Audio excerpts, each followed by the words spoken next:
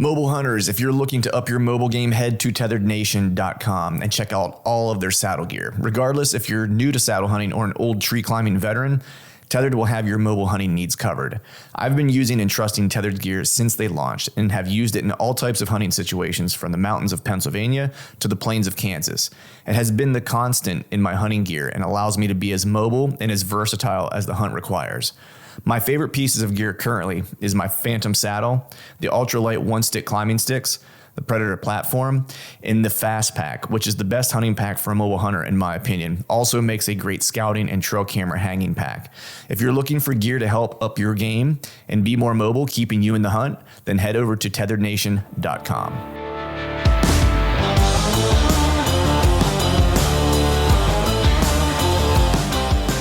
Welcome to the Truth from the Stand Deer Hunting Podcast. I'm your host, Clint Campbell, and you're listening to episode number 343.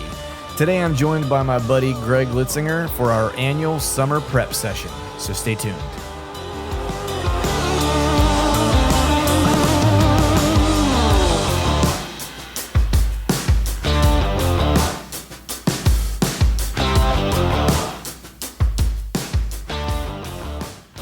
All right. What is up, everyone? Happy Wednesday to you. Hope you are doing well. Hope you are feeling fine. Hope everyone had a great 4th of July weekend. Hopefully you got a little barbecue, a little time outside, maybe some fireworks, maybe a couple malted beverages even. Hopefully you made it home with all of your appendages attached and no one lost a finger, which would be critical for this upcoming archery season. I remember when I was a kid, stupidly, some buddies of mine used to light fireworks off and hold them in our hands. We probably all did that at some point as kids. Fortunately, we kept all of our fingers. Only one of us ever got burnt pretty bad. My buddy Mike, rest in peace, Mike. He's no longer with us, but he was kind of crazy. He would often hold on to it at the last second, then let it go, and it would go flying out of his hand. But he kept all of his digits. Probably not the smartest thing in the world to do, but that's what you do when you're younger. But with that, we're going to go ahead and jump into today's show. I have a super cool show for you guys today. Have my buddy Greg Litzinger on. You guys know him, you love him. He's been on the show a bunch of different times. This is kind of what we do every year. Greg and I get together during the summer and kind of have our, I guess it's really kind of our season prep session where we kind of talk about our plans for the upcoming season, loose plans, if you will, where we might be headed for the fall, if we're doing any travel hunting. Talk a little bit about, summer inventory, how that's kind of going, any of the work and scouting that we have kind of left to do, and kind of how we prep for the very beginning of the season. Kind of focused on that earlier part of the season. We also talk a little bit about trail camera laws. I know, it was well documented, the funny business that went on in Kansas. But maybe not as well kind of talked about, or not as widely talked about, was, similar things happened in Delaware, which is close to, where Greg and I live, and Greg actually also hunts Delaware on an occasion. Also, this is a part 1 of part 2. This was kind of a lengthy episode. This first part is really he and I talking about our plans and stuff like that, and then we have a Q&A session that will come out as a part 2 where we answered some of your listener questions. So with that, we're going to go ahead and just jump into today's show. And as always, thank you all for listening. All right, folks, welcome back to another episode of the Truth from the Stand Deer Hunting Podcast. I should have did my intro. You should have. Welcome. I can't even do it. I can't even keep a straight face. I sounded like such a moron when I did it earlier. It was just so natural, too, because I am a moron. It's like, it just came right out. Your true natures are shown. That's right. If you can't tell, the secret guest today that I alluded to on the socials is none other than Mr. Greg, by God, Litzinger. What's going on, buddy? The crowd goes wild. What's going on, man? Chilling, man. Just sorry it took a little bit to get started, man. Greg comes over. Usually when we do these, Greg pops over after work because it's not really on the way, but it's ish on the way. Not even close. Yeah, not even a little bit. Like 476, nothing's close. Yeah, you're in the right state. Yeah, is essentially it. And he gets here a little bit early, so he was hanging out downstairs with the dog while I was finishing up work. But good to see you, man. It's been a little while, dude. Yeah, you see you're slimming down. Yeah, I'm the jiu-jitsu's got me full grips, man. I was just we were talking a little bit before we started recording. I'm down to like a a svelte 158 pounds at this point now. Lean, mean grappling machine. This is actually less than I weighed when I graduated from high school, which is crazy. I don't know. I was like 110 pounds when I graduated high school. So Jesus, man. yeah, I was a beanpole. Yeah, you were. Yeah, because you're tall.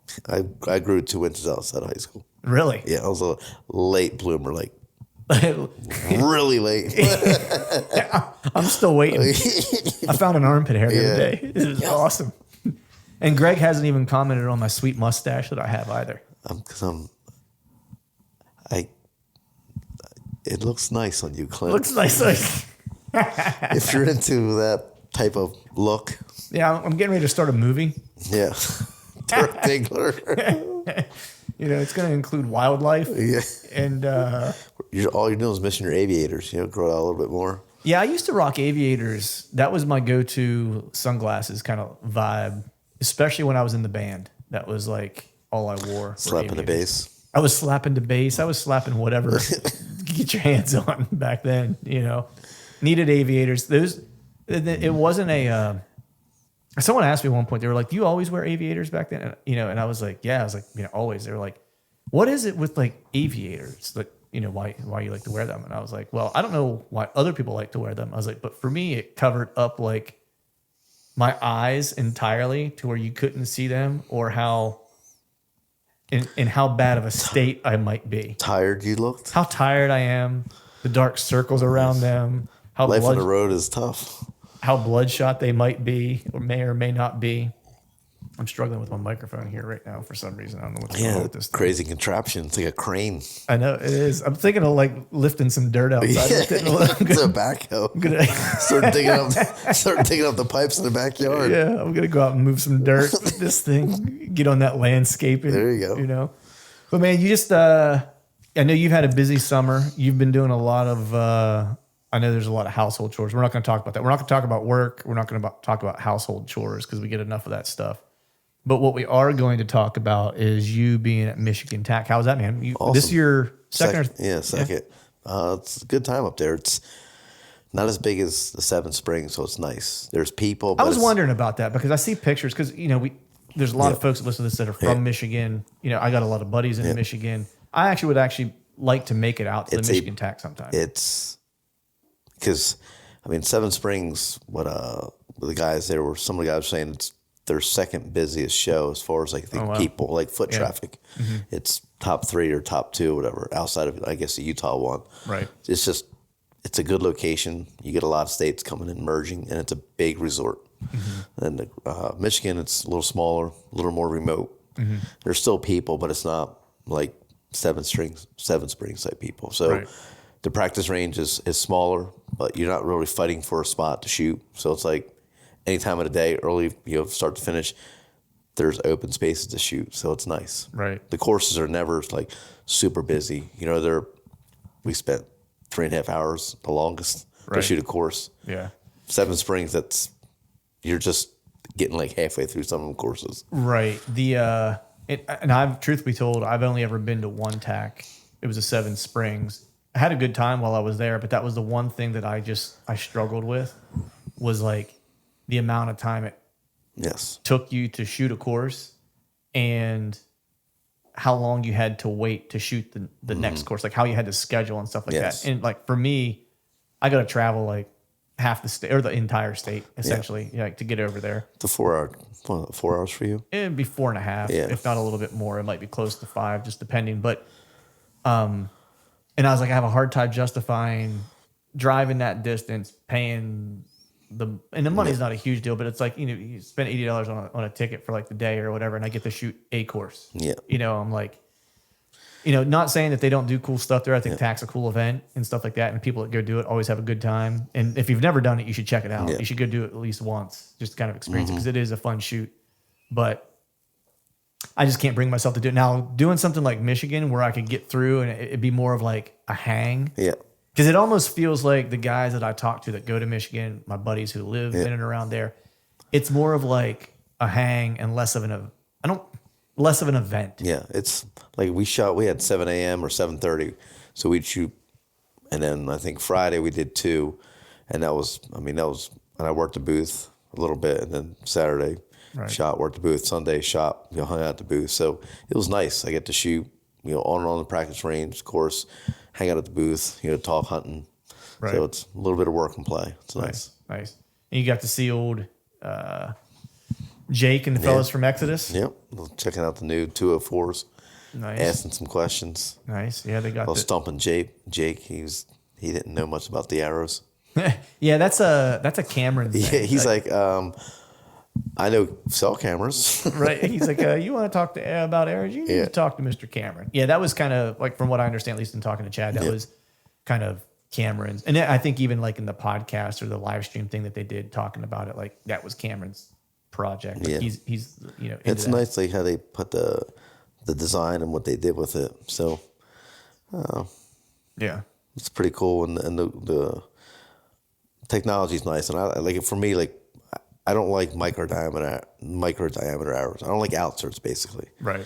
The local course by me, the field course is all bag targets. You just lose them, and it's just, it's a pain. Yep. So 204, it's a little bit of median, happy median between the two. Mm-hmm. You got the inserts, they go into the shaft. No really outserts, so I like them. Right.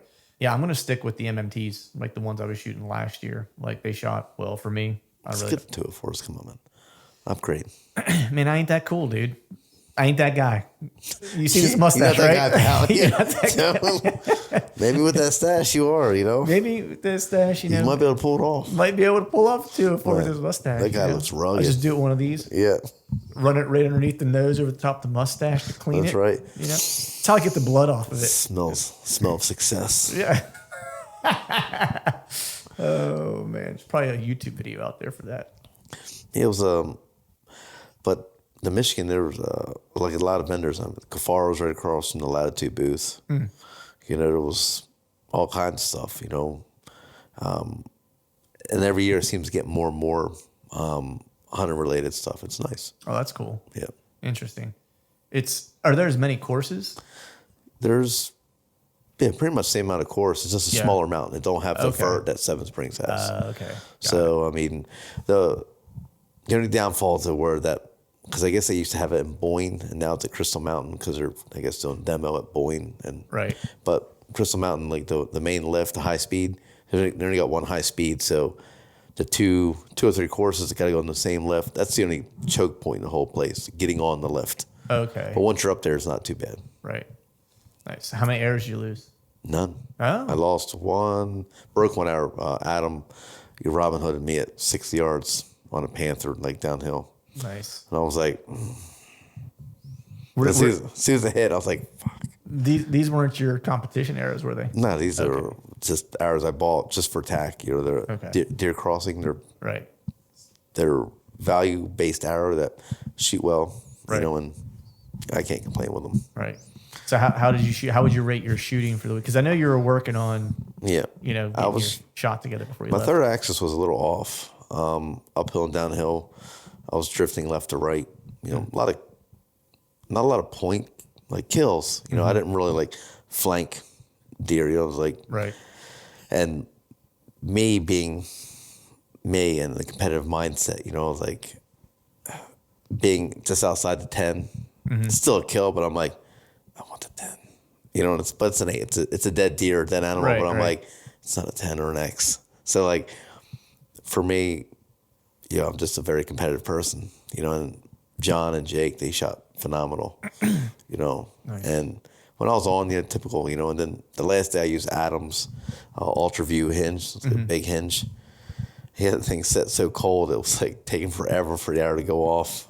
You're like, pulling. I'm like, the arrow breaks. I'm like panning for, gasping for air. I'm like, you shoot this thing? That's awesome. Yeah, the last day was drizzly and a couple of courses, Right. Man, so I've been, flinging some arrows here in the backyard. Truth be told, this is almost like a truth session for me. Truth from Stan, truth be told. Truth be told. It's the second time you said that. Yeah, I know. I feel like I got a lot of things to get out. I got a lot of things to get out, Greg. A lot of demons here today, I didn't shoot for, I could count on one hand, and it would be less than all 5 fingers how many times I had shot my bow from January till probably the beginning of June. And some of that was just like my shoulders the past like couple years have just given me a lot of problems. I'm like in my elbow, to be honest. Sign up for jiu-jitsu. That'll make it better. Funny you should say that, because I actually, like, for whatever reason, this elbow has been jacked up for like 2 years. I know you and I've talked about it, 'cause I was like, you were like, yeah, sometimes yours flares up too and whatever. And I didn't think about it until after, but it was almost like something was caught in there. You know what I mean? Like it just would. So I got caught in an arm bar, and I mean, person wasn't trying to hurt me. They were trying to get me to tap. But like when we train together, it's like we don't try to break each other's arm. Like you just try to get the position solid, put a little pressure on, and then when you realize you can't get out, you just tap. But nobody cranks on your arm. He just hit it really quick, and it wasn't even like my arm was fully extended, and this elbow popped. It just went crack. Mm-hmm. And he like stopped and like freaked out. He was like, dude, are you okay? And I was like, yeah. I was like, dude, I felt great. You know what I mean? Like, and then since then, some scar tissue in there. Something, man. I don't know what it was. I was like, I got a couple debris in my left knee. It'll do that where it'll just get caught in there. My knee will bother me, and then finally it'll pop and just I'll do something, move, and I'll feel like a little like instability, and then it's like, oh, and it's like instantaneous. It's gone. I'm like, oh, I'm good. You know? Yeah. So now, like, it's been feeling better. So to like where I started picking my bow back up. You know what I mean? Where I was like, cool. I was like, my elbow. Do you ever feels hang? good. I do. Yeah. I try to hang like at least once a week. I try to hang if I can twice a week. I just make it part of like, I try to make it part of like the workout routine I do for like jiu-jitsu training in general, like with the lifting that I do. Do you ever do one arm hangs? I ain't that adventurous yet. No, I do them at work, and it seems to help out this elbow because I don't know if it's just the angle from one arm hang. Like it might only be for 10 seconds or 15 seconds, but like decompressing with two. But it's like when you go to one, it's like probably in the same wheelhouse as your jiu-jitsu. Yeah, you're just pulling at that right angle where it's like you're just like elongating everything, getting the compression out of it or like the stress out of it or whatever. Yeah, I haven't done. I'm still just leery with my shoulders, man. You know, just because of the left one being as jacked up as it is. No, they feel strong. They feel as strong as they felt in like a decade probably. But the only time that they feel funky is when I hang. Like I can just feel like a little bit of instability in like the left one because that's the one that's messed up, you know. Any other time, like they feel great, you know. But when I hang, I can feel like a little wobbliness in it, and it always kind of freaks me out because it's like I'm not gonna hurt it. This is what'll happen. Yeah. I won't hurt it shooting my bow. I won't hurt it doing jiu-jitsu. Cutting the grass. It actually might be true because my tractor doesn't have power steering. And that thing's a beast, dude. And so I might like actually throw my shoulder out trying to steer my tractor. No, it'll be like trying to do something healthy, like hang and decompress my shoulders and my joints. You know what I mean? And that's when it'll like let go, you know, and end up having surgery. It'll be like September 1st. Oh, dude, I would be so pissed. If it's going to happen, it needs to happen like December 26th. You know what I mean? Like late season. Like I'm like, okay, I can give up the last month of the season as long as like my shoulder's back by like, you know, September to start shooting again. But no, what I was going to ask you, because you mentioned your third axis, was so, you know, when I shoot, and I noticed this whenever I was starting to shoot these, the broadheads I've been checking out, because I'm trying to find like the right broadhead. You and I were talking about this before we started recording, where it's like I've changed broadheads, you know, the past several years, a couple times in the past like 5-6 years or whatever, and I want to find like the one that I want to shoot that flies, that I can get to fly well, and that I can sharpen because I don't want to have to buy new ones every year, you know, and they can take a beating, like all that stuff. I just want to find a good head so I can just, you know, next 10 years, I'm going to shoot this head, you know, come hell or high water. And so I've been shooting, you know, field points and then sending, a broadhead and then sending field points after so I don't cut my fletchings off and stuff. And there's a little bit of apprehension when I do shoot, when I'm shooting only one broadhead, because I know that that's the arrow with the broadhead. So there's a little bit of like a mental game that goes on where I'm like, okay, I got to make this shot good because it's the broadhead. I want to make sure it's dialed in, you know.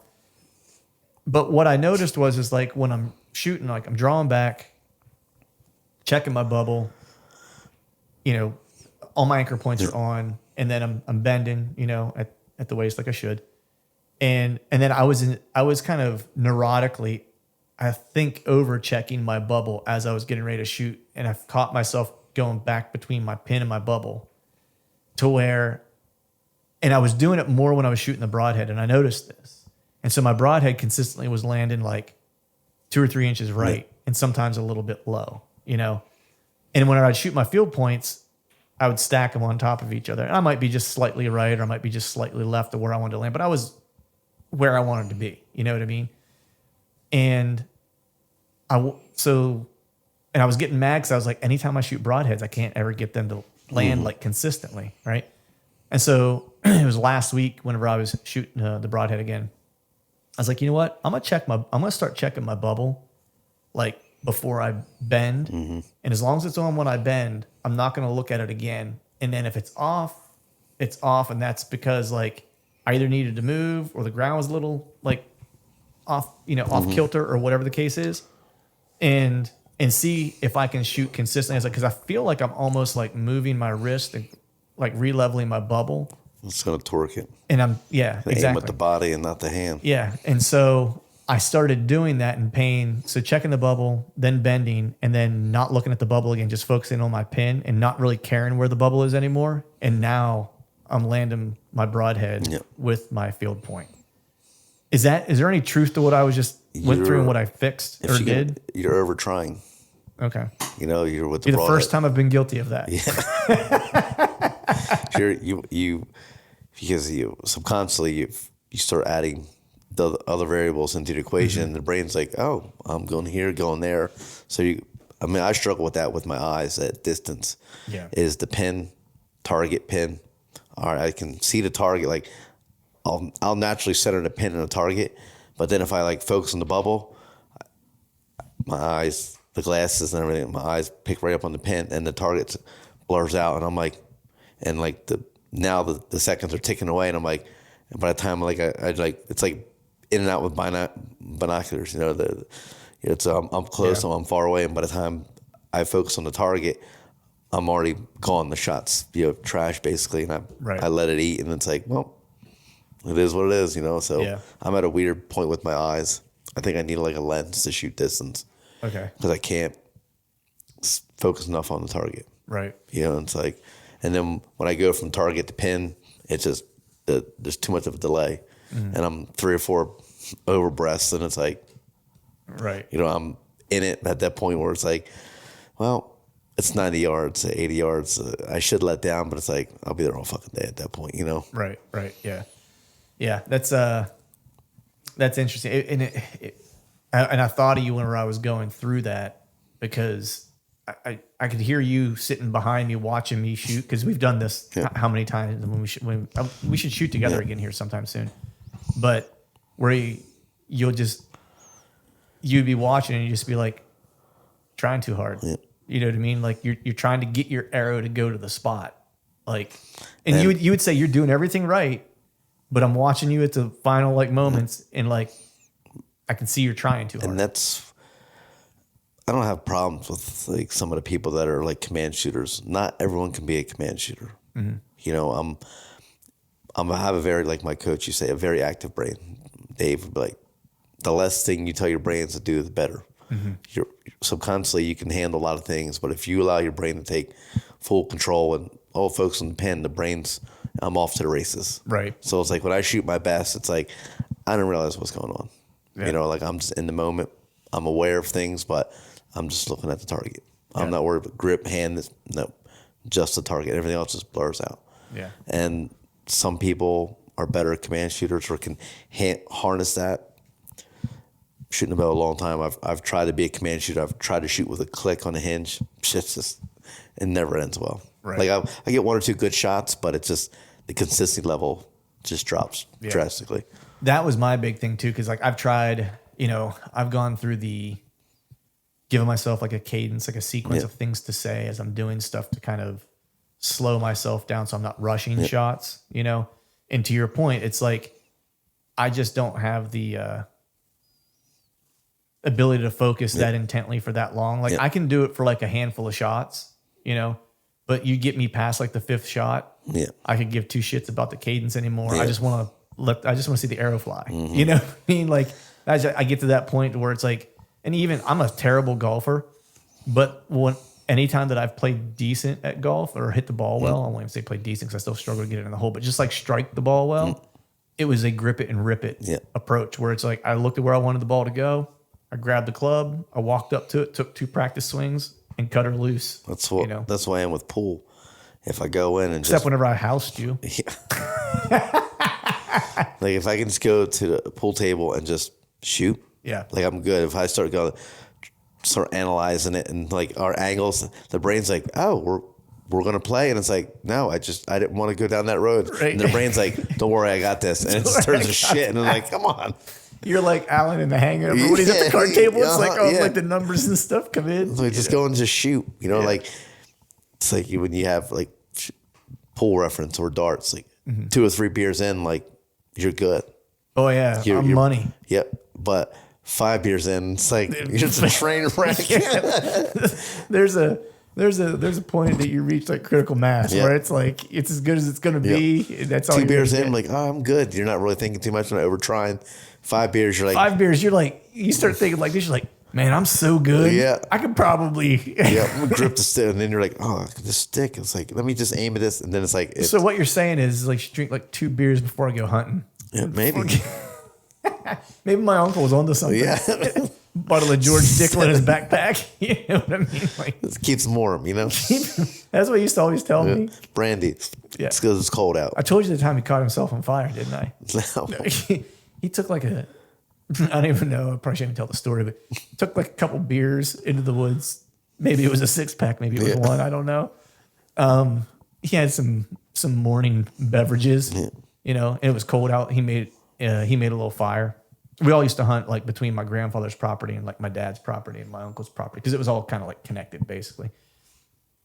And he decided to make himself a little fire because it was cold out, you know. So he made himself a little fire and he's sitting next to the fire. Well, he passed out, like sitting up next to the tree, and his leg flopped over into the fire and caught his overalls on fire. And he wakes up with his whole leg just like engulfed in flames, like rolling around on the ground trying to get the fire out. He comes walking up through the woods like afterwards. He's got like one leg like it's all black and tattered. Like, and my dad and I are kind of looking at him.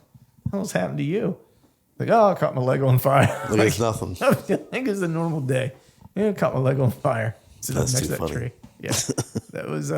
That's how I learned how to hunt. Right there, you know, a lot of strategy in that. Solid teachers.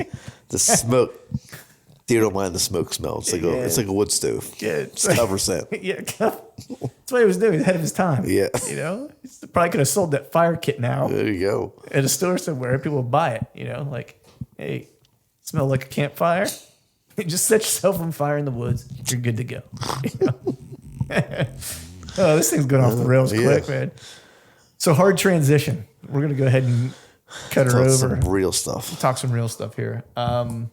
We haven't really talked much about because we haven't really hung out since the last time we hung out. Exactly. I don't even know when that was. When was that, dude? That was so we didn't hang out right after the season? Or right before the end of the season? I don't even remember. I think it's right after maybe January. Something like that. Yeah. Yeah, it probably was right around. Yeah, probably right before scouting because we were going to meet up, and then they had the snow, and then that's right. Yeah. Life was like, oh, Greg, you got free time? Fuck, you do. Yeah, no, you don't. Gotcha, bitch. Back in the mine, back down under the ground, son. So we haven't had a chance to talk in a good while. I mean, we texted and stuff like that, but how was your off season, dude? Like, you know, you get everything done you want to get done? No, of course not. I said it's just house work, overtime. We said we weren't going to talk about chores or work. So it's like I didn't get much. I didn't really get out until March. Okay. So I pretty much missed all of February. Yeah. Oh, yeah. I missed all of February. I missed pretty much all of March. I really didn't get out till like April, and I'm still getting out. Yeah. Like now, trying to play catch up. I'm in the same boat. I've been to Delaware twice. That's spent 16 hours down there, probably. Only a handful of times out by my house. I spent more time pulling cameras, I probably did too, than actually scouting. And I pretty much know the areas. I don't have anything new areas. I'm still hunting the same areas. Right. So it's not like I had to go like scout a whole new piece. So right. at least speed scouting, like, it's there, and kind of, right. I tweaked a few spots, off the camera data. I spent time like analyzing my cameras. And we talked about that on the last session that we did of how you were kind of tweaking your spots based on what you were seeing. And I had some new humans come in. New humans. I like that. Yeah. Humans. New humans come in and kind of blow out one area I had pretty much dialed in. I was a full drawn buck this year, and somebody went in there in the middle of February and hung a stand pretty much right where they come up out of the reeds. So I'm like, well, that's place is beat now. Right. 3 years wasted. Yeah. Jeez. 3 years of work. I'm like, all right, I kind of got them, and now I don't. Yeah. So thanks, whoever you are. Right.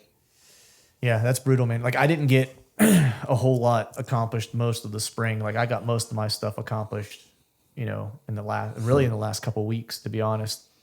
And it's, locally, it's like I'm not really going to have anything new. My hope, I shouldn't say my goal, because I kind of knew early on that my winter and spring was going to be kind of lost. And so I kind of reset my expectations of like, all right, probably not going to have anything new. I do have one new spot that I hung a camera locally that I'm kind of stoked on. But there were a couple new areas last year that I know more about that spot now for this year. So they're kind of like new spots to me this year because I only hunted one of them last year. I think I hunted it 2 different times. And it was early season. And I heard some deer milling about, but didn't see anything. But the camera data told me what I thought that spot was. I thought it was a rut spot. It for sure was. But that's kind of the challenge that I have, man. Is like I have some of these spots that I think are really, really good rut spots, but I'm never here during the rut. That's the kick in the pants for me. It's like I'm always gone. Well, stop scouting for rut spots. Scout for October spots. I got a couple of those. Those just aren't as plentiful. You know what I mean? Like, I mean, as well as anybody, like those are just harder to come by that are going to produce, But I have some high hopes for the stuff I've been finding in the North piece. Like I feel like that place is hard to hunt in October. It's thick. It's thick in areas where you do find deer. It's thick. It's open otherwise, which makes it hard too because they ain't going to move in that in daylight. And some of the thick areas aren't real big, so if they are in there and you're trying to hunt there, one and done. It's one and done, and you're going to be right on top of them. Like you can't make any mistakes. Like that's what happened to me last year. That one I bumped on October 22nd. Like I don't think in a million years he would have been bedded where he was bedded other than that day because I was going there, and he was bedded 30 yards below 40 yards below my tree, and it's like, and I blew him out and I was quiet, but it was just like way too close. You know what I mean? And that's the challenge with that spot is like, you're either going to be on top of them to have a chance or you're going to blow them out because you have to be on top of them to have a chance. That's I like those odds though. Yeah. That's in my wheelhouse. It is in your wheelhouse. It's not everybody's cup of tea. That's for sure. No, it's not. And I like it. It's just, I don't think that really dawned on me until last year when that happened. That's when I realized it. And maybe it's because I'm dense and slow, maybe someone smarter than me would have recognized it more quickly, but, it took me to like making that mistake until I was like, you know what, like October hunts here are gonna, if I'm in the right spot, I'm going to be on top of them, and it's going to be dicey, And so it almost then goes to, I need to start hunting like windy days. Mm-hmm. Is it like I can't hunt calm days in October there? If you're the windier or I like windy days. Yeah.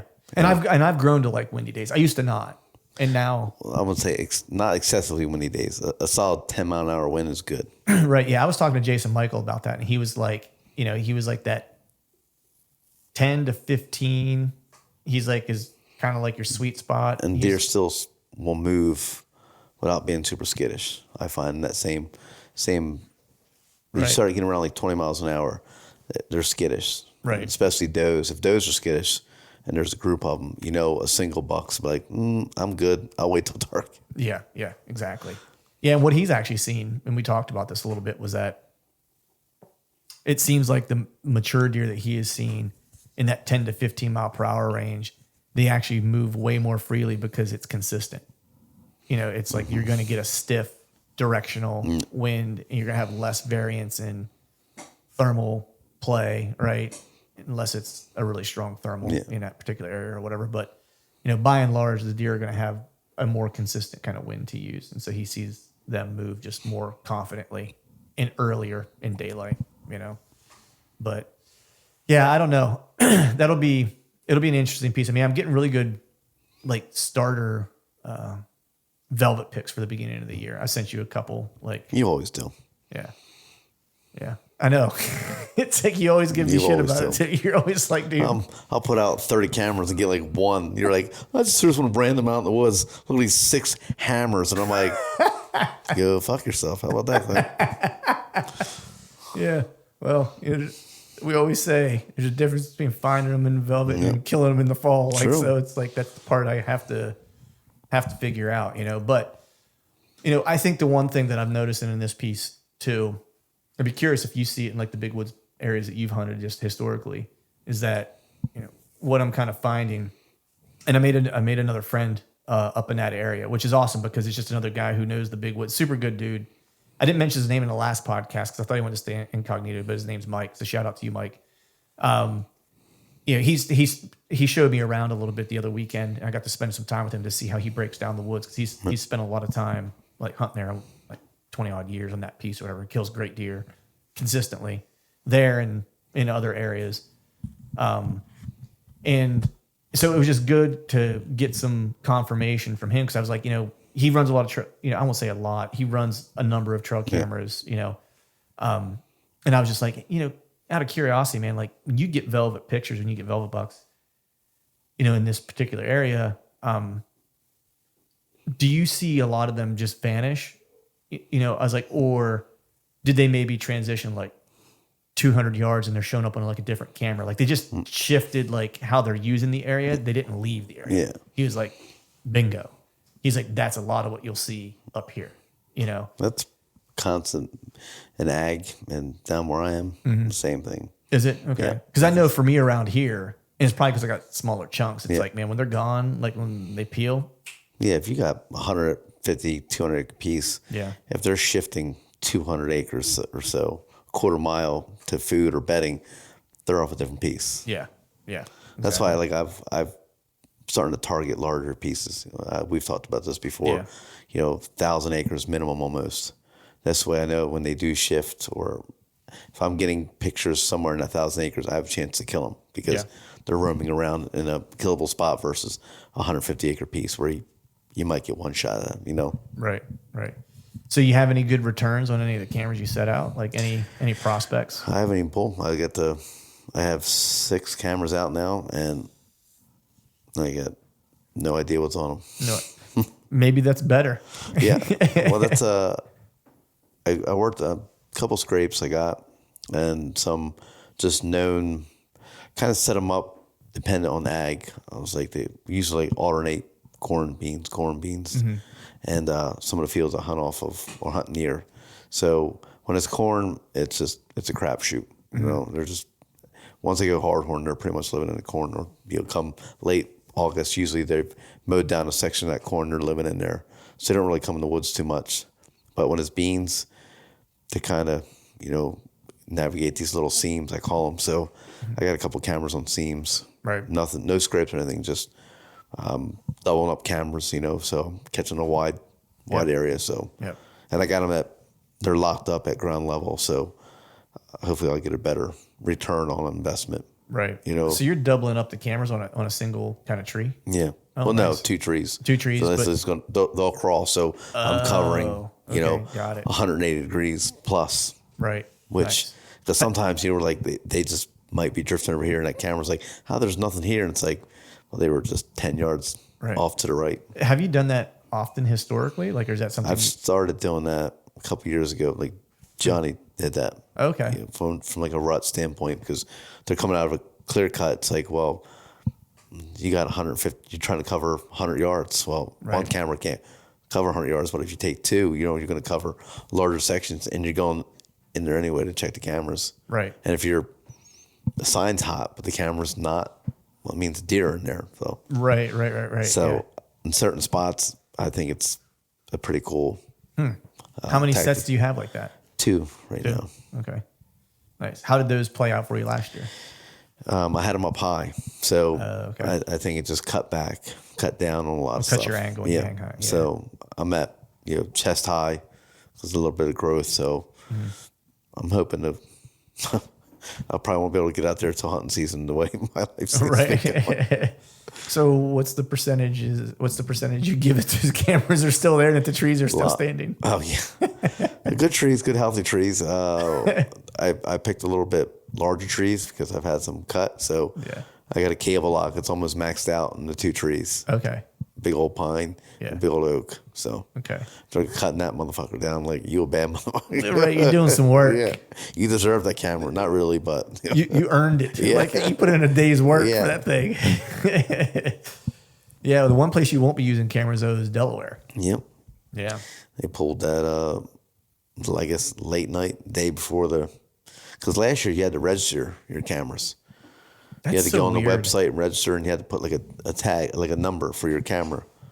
Just they wanted to get a gauge, I guess, on what was happening camera wise. But I'm just curious. Like I don't even know what they would use that information for. Well, their website was very specific. Like what tracks are you hunting? How many cameras you're using? So if I'm putting out 6 cameras, I might not have all 6 out. Right. But I think the data they got off that wasn't very good data. It could be easily manipulated. Yeah. To fit a certain viewpoint. Yeah, I'm just curious, like what they were actually trying to prove with that, or what they would. Hikers and I guess people were complaining that they're getting their photographs taken on state land. Well, allegedly. So here's the deal with that. I did take. I'm not a constitutional law expert, but I did stay at a Holiday Inn Express last night. But no, I did have a constitutional law class that I took. And it was actually something I considered for a while. That was like a career path I considered at one point. Look at you now. Now look at me now, running a deer hunting podcast and hanging out, talking to Greg Litzinger. Life is good. Welcome, sports fans. No, it's like that's kind of a weird thing, because when someone is outside of their home, bring cameras. Well, not just that, but like you have traffic cameras. The only time your picture is not allowed to be taken is if you're in an area that there is an expectation of privacy. That I think is how that's written, and by that it means doesn't even matter if you're in your house. If you're in your house and you're naked, but your blinds are open and someone's outside taking a picture of you, if your blinds are open, you have no expectation of privacy. Celebrities. Yeah, you know what I mean. And so it's weird that like. People walking in public in plain view is a reasonable gripe about having their picture taken. Well, because I could walk along photographing birds, and I could take their picture. So what, I'm not allowed to do that anymore either. You know what I mean? So it's a little weird. And who are these people who are hiking that don't want their picture taken? What are you doing that you don't want your picture taken? Nefarious activities. Yeah, that's what I'm saying. You know what I mean? I was trying to read some of it. Didn't you find like a mess of dildos in the woods one time or something? No, I think that was Paul. He actually found like a butt. Yeah. Like a silicone butt and like a bunch of dildos in the woods or something like that. He was scouting. That's a party. He's like, mark this place no go. Yeah. Like, what's happening here? Yeah. Like, it's those people. Yeah. But I was trying to read like some on it, and I could be like misspeaking on this. But from what like I got from it and other people that were maybe have more firsthand knowledge, it was very one-sided. They pretty much almost had their mind made up. Oh, it's just like the thing with Kansas, too. It's the same. And I guess it was like people on the panels were judging, or not judging, but some of them didn't really know what trail cameras were used for and stuff like that. So it's like sportsmen, well, I don't think we're allowed to speak or had a big role in it. It was pretty much like, here's a panel of a bunch of people, and this is on the docket. And so I do believe there was, like I said, ulterior motive to what they did last year. There was some tomfoolery. Yeah. Yeah. But I don't, you know, and they brought up like the ethical part of it. Delaware allows baiting on private. Is that ethical? Like, where do you draw the line on? Yeah. Is it because people that have money, their ethics are different than people that don't have access to? Like, I don't know. It's just, it seems very funny and forced. Yeah, it doesn't seem. And look, I'm not an expert on it. I've read a little bit about it, just like articles. You know, I haven't dove real deep into it. And truthfully, it's like I haven't even really talked to Chad about it. I've been meaning to. We just haven't. It hasn't come up when we've spoke. You know, I mean, I know his point of view on it to a degree, but you know, I know he knows more of like the ins and outs of it than I would, or Jake, or you know, Cameron for that matter. I just don't. I don't understand like what the end game is. You know what I mean? Like, I don't get why you would, what you're trying to achieve by banning them, because here's some. I don't even get the ethical component of it, you know, because if it was, not even saying that this argument is correct, but if you were to say sell cameras, I could say it's possible that you could make an argument. It would be really hard to prove on a broad scale, especially on public, you know, more so on private, you know, because if the camera's out my back door and it timestamps a deer, I could run 200 yards if I work from home, or if I'm at home, and I, you know, whatever. Precisely. Not very plausible on public land unless you literally live by the public. You know what I mean? But, you know, I could at least rationally see like there is an argument you might be able to make, right?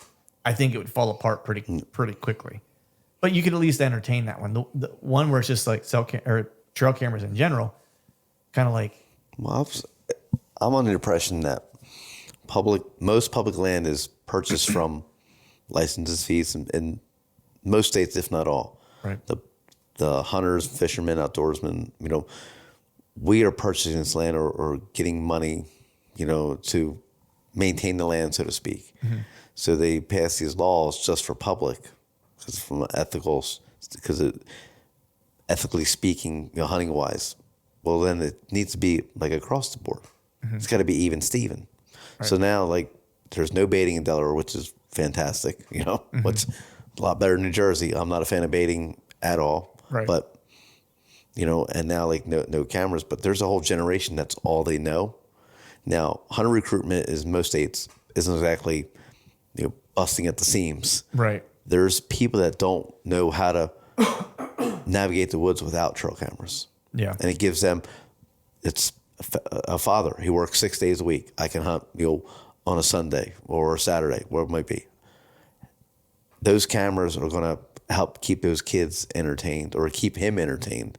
You know, like I have a chance to get the kids involved, maybe. Yeah, you know, or like I work 6-7 days a week, you know, or I work for 3 weeks straight. I got cameras out there. I got 5 days to hunt. I can check my cameras and hunt, and the guy can actually have a chance to kill a deer. Make a plan. Yeah. And you take that out, like you're raised what, 10, 15 years. Some guys, it's a hard adjustment. Like people might stop hunting because of that. Yeah, and not just that, but like I think, you know, it would be interesting to see, and I'm sure they have the data somewhere, you know, to see like, you know, take states with like big hunter numbers, like Pennsylvania, for example, right? And look at the harvest rate of bucks and does, like separately, right? Not just deer in general, but bucks and does, because people aren't using trail cameras very often to try to kill a doe. You know what I mean? Like, let's be real. Like, some people are like, I'll use it for that for early season. Be like, hey, man, I know there's a doe group coming through here, like clockwork, 8 a.m. I'm looking to fill some freezer meat. You know what I mean? It's Old mid-September. freezer queen. Yeah, it's mid-September. You know, I don't have a good spot right now that a buck's telling me I can go kill it. You know, so I'm gonna kill this deer. I'm gonna kill a deer here. You know, or kill a doe here. It'd be interesting to see like what the harvest numbers look like whenever trail cameras, when they started like peaking, if you will. Like what is the 5-year time frame where they were at their peak utilization, and what do the harvest numbers look like prior to that, like the 5 years prior, or 10 years prior, or 20 years prior, even like whatever it is, you know, to see if it changes. Because that to me would be the only biological or numbers don't lie. Actual data can't necessarily lie. If you have a good baseline, because you can see the trend before numbers and harvest, you know, licenses sold 15 years ago versus now, you know. Yeah. Because I know, like, I don't know too many people that don't use trail cameras at some point in time. I got a handful of people, but they're from my generation where we hunted without them. Like, we can read a track. We can interpret sign as it happens. There's a whole new hunter recruitment that does not know how to do that. And if you say they can't do that on public, but if I have access to private, I can, you know, I can put a wall of cameras on private right next to public, and it's like, well, what's making them better than me? And I just think you're just going to create a rift, a larger rift than there already is between you know, private and public. Well, like you and I were talking before this, like best way to squash a group is to get them to fight with each other, right? And get them to fight with each other over one being able to do one thing versus not, you know, et cetera, et cetera, et cetera. It's the oldest trick in the book, you know? I find it interesting that Kansas and Delaware were like the first two kind of places. Well, Missouri, you can't do public either, right? Well, I've always been that way, though, I think. Yeah, that one's more, I forget what the rule is there, but it's anything that's like conservation ground or something like that. There's a specific designation for it. Because I remember whenever I was out there, like there were some places I didn't take any cameras on that trip because that was like we were just bouncing around. But I was reading about it beforehand because I was considering taking cameras. And I might have not taken any of them because maybe where I was going, it was all places I couldn't use them. But there's a specific designation that they have out there that if it's this type of ground that's owned by et cetera, or managed by X, like you're not able to use it. I think that's what it is. Don't quote me on that. But yeah, I just find it odd that like the places where it's taking place now, it's like Kansas was a little bit surprising, but like when I think about There's not a lot of, the state's not exactly populated. Well, that's just what I was going to say, right? Like people look at that and be like, it's great hunting. There's not a lot of people, you know what I mean? And so, and the people who live there, I don't want to speak holistically for the state. I've hunted it a couple times, but like even the locals there that hunt, it's almost like it's not like it's not like Iowa. Yeah. You know what I mean? Like it wasn't the same at all. It wasn't like either. Now, Kansas, can you do it on private or no? Cameras on private? Yeah, I believe you can. So it's like the public thing. Yeah. And so, you know, because Chad and I would talk to like someone driving down the street and you're like, oh, you hunt? He's like, oh, yeah, you been out yet? He's like, and this is like November. He's like, I got out once in October. You know, probably won't get out until gun season sometime, you know? And so they're not, I don't want to say it's not as much of a culture thing because I might be misspeaking, but that's at least the impression that I got. Yeah. You know, it would, in Delaware, again, likely small hunter numbers comparatively speaking to the population. You know what I mean? And so I don't like the precedent that's being set that two states have now kind of done this. Quickly. There was no like we're gonna brought this data up and we have input from outdoor companies and sportsmen. Right. Well, it just shows that it was planned. Like it was like we're gonna do this and we're gonna say it and we're gonna have the information and we're just gonna do it, you know. I would be more worried, you know, and I say worried, I'd be more concerned if it leached into states like an Ohio, a Pennsylvania, a New York that has Jersey that have big hunter numbers, you know what I mean? That people don't come out of the woodwork and be like, yeah, this ain't going to happen, you know? But there's a reason why they're starting with like these smaller places. Like, it's the same thing. Like whenever you're trying to win in an election, like you don't go try to like win California right away or New York right away. It's like you try to get momentum by chipping off a couple of like couple other states where people look and go, oh, that candidate's gaining ground, you know? And I get why like some of the Western states did the camera ban, water holes and wintering grounds, like, cause the herd's stressed as it is, you know, extreme weather, temperature. Right. I get why. But Delaware, I think you couldn't even put cameras out till June. Like they had like rules on cameras. Like you had to register them. June had to be out at a certain time. So there was a 3 or 4 month window there, like no cameras. So like they had rules in place, and like some of the data was just like they had the numbers were just like that doesn't even make any sense. You know, because like I filled out the form. I'm like, yeah, I plan on putting out 6 cameras, but I put out 2. Well, that data says I put out 6. Why don't I got 2 out? Right. So it's like, well, that's just... You're a liar, Greg. Yeah. And they want to know exactly what tracks you were hunting, where you plan on putting the cameras. And I'm like, well, what if I plan on putting them somewhere else? So it's like I check all the boxes. Right. I register all my cameras, tell them I'm putting them on the neighbor's private property.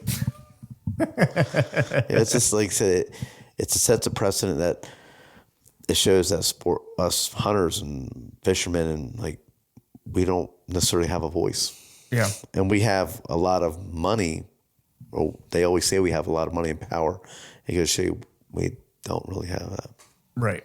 Yeah. There's groups out there way more influential than what we got don't have as on. much as we think. Yeah. You know, it's like, like I've had this conversation. It might have been with Chad, actually. We were talking about it. You know, it would be because I think that one of the challenges, you know, I won't say one of the challenges.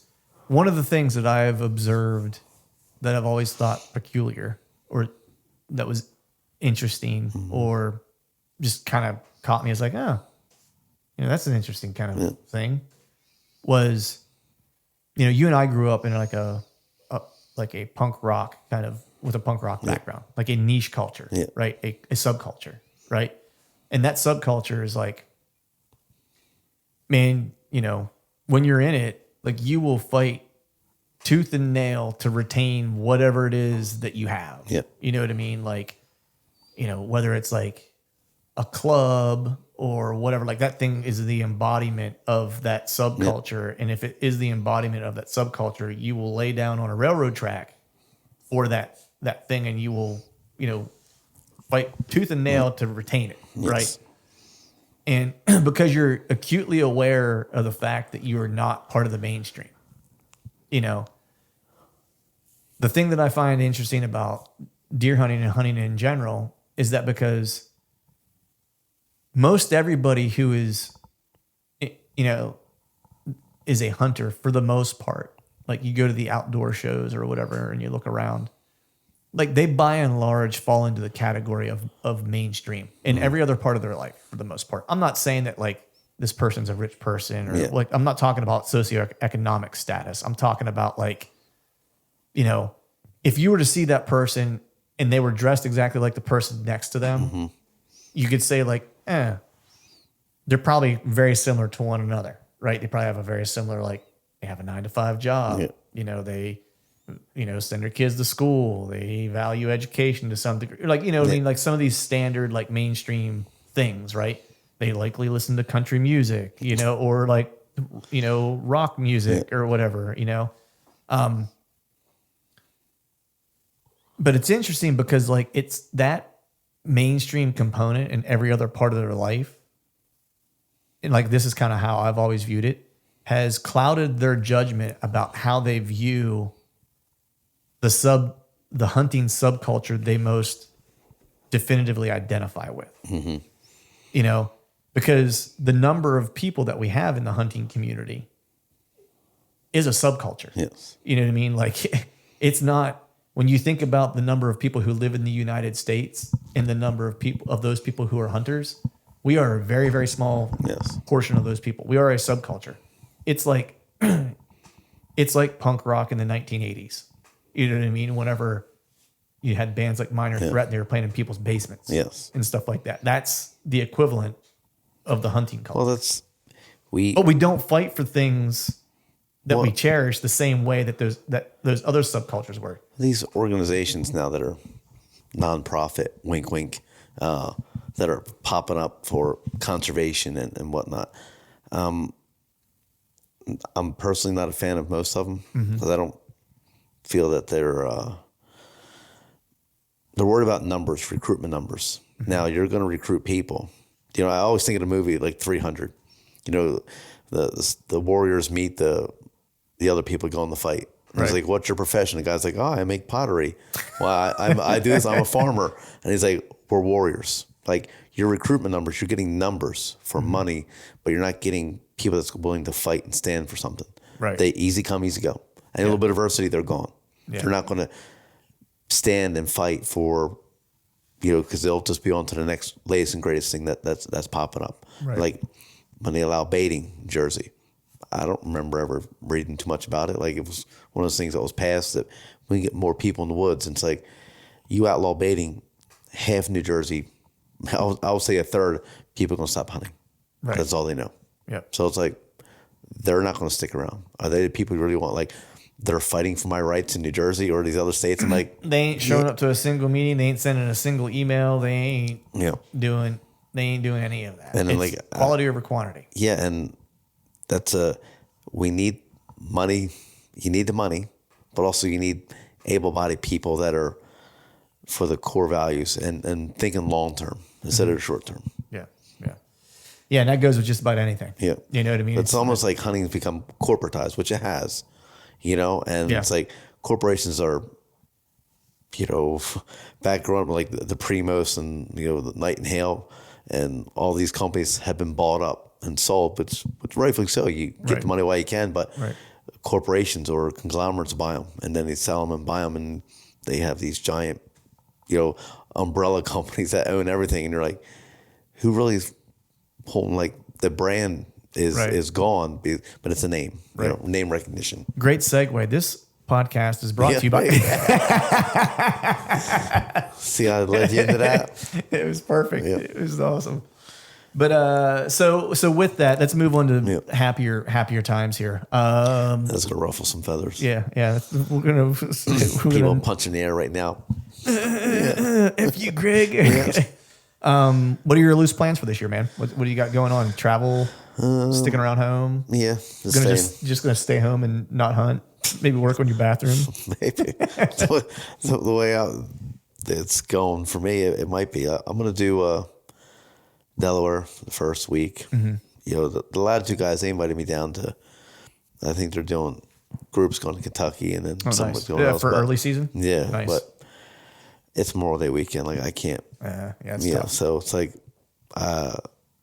so family's gonna come down for a couple of days before. They're gonna stay at the campground, and then I'm gonna go down, hang out with them for a day or two, and then hunt for a few days and come home. Nice. Me and Todd. Todd's gonna come down there once the season opens. Nice. I was kicking around. So I had a buddy. We were kicking around the idea of a early season Nebraska hunt, and for the opener, which is like, I forget what it is. It's like the very beginning of September, like September 1 or like August, very end of August, like whatever it is. And I was like, because at first we were talking about doing like a late season muzzleloader hunt together. Because it's a buddy of mine. We've never hunted together. We don't live close to each other. In fact, we've never met face to face. Sweet. Yeah. So let's hunt with firearms. Yes, hunt with some firearms. It'd be awesome. That's how I roll, dude. Just go big. It's like, what are the chances there's two serial killers show up at the same place, same time anyway? You know what I mean? Like, so we were talking about that, and then I forget why we got off that kind of kick of like late season Nebraska with muzzleloaders. And it might have been because we were talking about Kansas, and this is a friend of mine who like keeps telling me I should go out to Kansas for early season because he's like, I think you would love early season in Kansas. And then he was like, would you want to do an early season Nebraska hunt? It's similar kind of terrain is the area I hunt in Kansas and stuff like that. And I was like, yeah. I was like, when's their season open? He's like, he told me the date, and I was like, I'm in, dude. Let's do it. Like, let's just book it. Let's just plan it now. Like, we're going that date. he knows where we're going because he's hunted it in the past. He's like, I think he's hunted birds out there. Yeah. You know, roosters, and he's hunted deer in that area and stuff. And I was all like, shit, yeah, that's going to be awesome. We'll go out there. I'll do a week out there. Then I'll head back out, you know, maybe jump over to Kansas for a couple of days, come home and go back out in November for Kansas if I don't feel that tag or whatever. And then it dawned on me that is over my daughter's birthday. And I missed her birthday last year because I was in Idaho elk hunting. And I forgot when I bought the tag. And I was like, all gung-ho for elk. Dad of the year. Total dad of the year. And I felt so bad. How much did that cost you? How much did that set you back? You know, she got a horse. Yeah. No, just kidding. No, you know what it cost me is 2 season opener Steeler tickets for this year. She wanted to go to the Steelers season opener against the 49ers. So I pulled some strings and got her tickets to see the 49ers Steelers for the season opener on September. You taking 10th. her? Yeah. Yeah. Whole family affair? No, just she and I. My wife doesn't want to go. She's like, whatever. She's like, you two can go do that. Yeah. It's like, oh, thank God you guys are gone. Yeah. Yeah. So, you know, and those ain't cheap. They were good seats. So that's what it cost me, you know. But I'm not making that mistake. Like, yeah, nope. yeah. I'm like, hey, I'm going to stick around here for September, buddy. You know, but so that was kind of a bummer. I was looking forward to that because I really would like to do an early season hunt at some point. You know? Yeah, like I said, Delaware's close, and I'm not hunting where I was hunting. I don't know why I don't ever go do that. I'm hunting closer to home, especially now. With the band, I don't see a lot.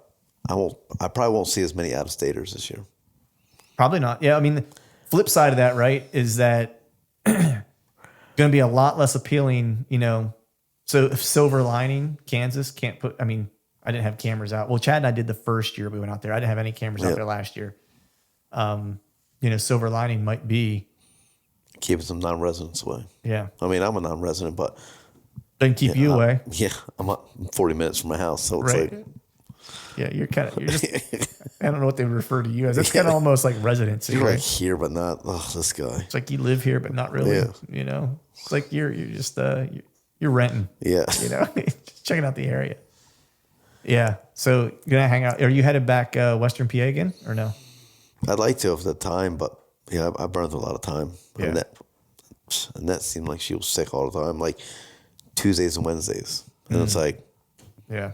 You know, and then I got sick a few times, and it's like, hey, don't come into work, feel sick. So I'm like, all right. So Annette was sick, then I get sick. I'm like, all right. You know, and like next thing you know, it's like, I'm really sick, you know, like fever. I get fever quite a few times this winter. Got the fever. Yeah. Need more Caldell, dude. I think so. So I burned through a lot of my days I'd use for long weekends. I got my 2 vacations left, and it's like Halloween, you know, Monica's birthday's in that week, so it's like I don't go anywhere. Right. She'll let me, but it comes at a cost. Yeah, so I'm like, I'd rather just stay home. Yeah, there's a cost for that. Yeah. And that Halloween, like, always have to be home Halloween night. Mm-hmm. Yeah, you got 2 little ones. So, yeah. Anna never cared about Halloween.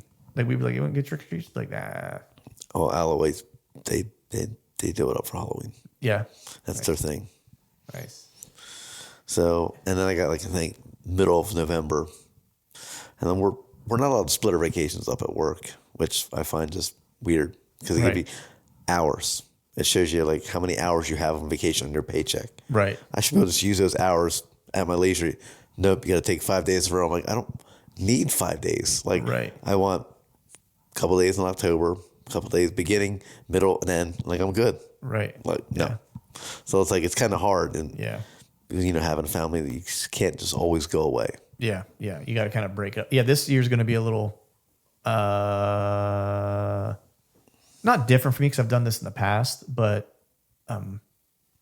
because the only trip I have planned is Kansas, unless something else happens between now and then. But I'm going to be there for 2 weeks. That's what I'm planning on. You know, is being out there for 2 weeks, and it will be interesting. It'll be very reminiscent of the Iowa trip that I took because that was 2 weeks, and that was tag out the first day and like, fuck, I'll drive home. Dude, I will be driving like to somewhere, Missouri, like Ohio, like wherever. Actually, if I still have a tag here, I'll probably just head to the North Piece and spend it up there, to be quite honest with you. So I'll tell you what, I'm still in Kansas. I ain't seen nothing yet. It's crazy. There's no deer here. I haven't seen one. Yeah, so I'll be out there for 2 weeks. It'll be interesting because it'll be, I went solo last year and that was a week, but this will be 2 weeks of solo in the trailer. Yeah. Yeah, solo taco on that trip. So I always like the solo trips though. They're kind of fun. Like for me, 2 weeks is tough solo.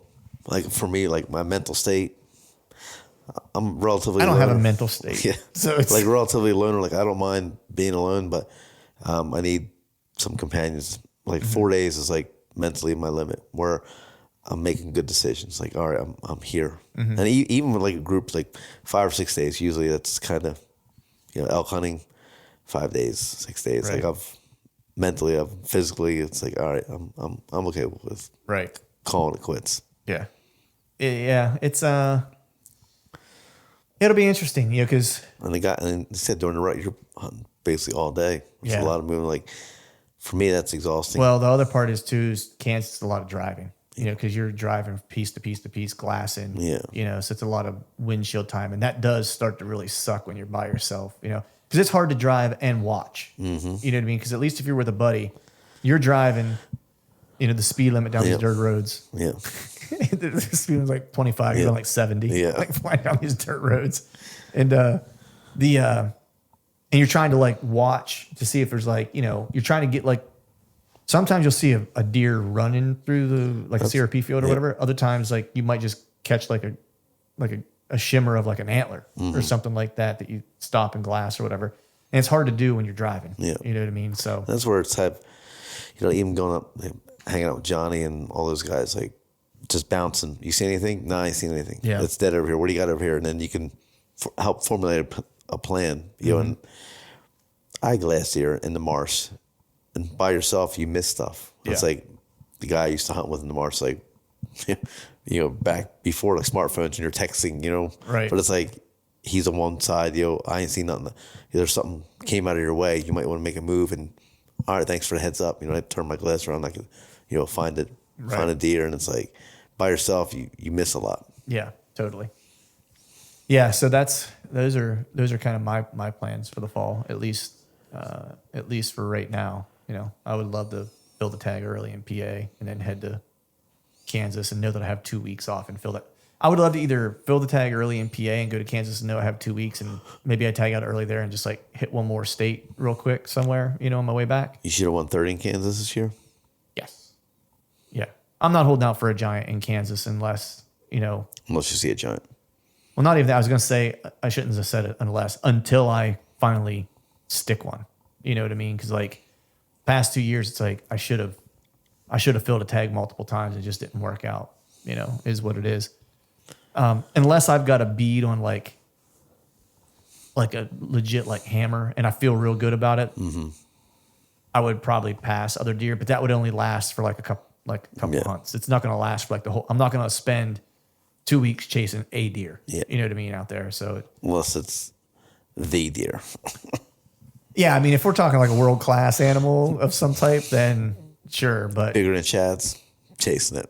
Yeah. Boone and Crockett. I know where he's at. Like I'll probably come home with a tag. You know what I mean? I gotta be, he's got a picture of me from like when we were scouting. This is I don't even know how many years ago. This is probably like 5 years ago, maybe even 6 years ago, of me. That's like a stupid picture of me that he's holding. He'll send it to me he'll send it to me every now and then to like remind me that he has it. But he's waiting. He told me, he's like, I'm going to post this all over social media. He's like, when you kill your first booner. He was like, it's going out. Don't worry. I'll just keep shooting popes until then. Yeah, that's what I said. I was like, you'd be holding on to that thing in your grave, dog. Like you must really like that picture because you hold it a while. All right, folks, that is a wrap for today's show. I'd like to thank all of you for listening. And if you haven't yet, please head over to iTunes and leave us a 5-star rating and be sure to subscribe to the podcast. And while you're at it, head over to YouTube and give us a sub there as well. I'd be super appreciative if you would do those couple things for me. And before I shut this thing down, we need to give a big shout out to our partners who continue to help us make this podcast possible. Tethered, Exodus Outdoor Gear, and Genesee Beer. And until next time, we'll see y'all.